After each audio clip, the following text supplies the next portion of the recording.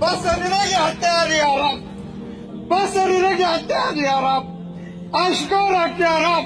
دوستو یہ ویڈیو میں روتا اور بلکتا ہوا یہ شخص مصر کا رہنے والا ہے. حرم شریف کے اندر اس کے ساتھ کچھ ایسا معجزہ ہوا کہ وہ اپنے جذبات پر قابو نہ رکھ سکا اور آپ نے بلند آواز سے اللہ کا شکر ادا کرتے ہوئے رونے لگا. دراصل دوستو جب یہ شخص عمرے کے لیے حرم شریف پہنچا تو یہ بینائی کے نعمت سے محروم تھا، یعنی اس شخص کی آنکھوں کی روشنی نہیں تھی، یہ اپنی آنکھوں سے کچھ نہیں دیکھ سکتا تھا.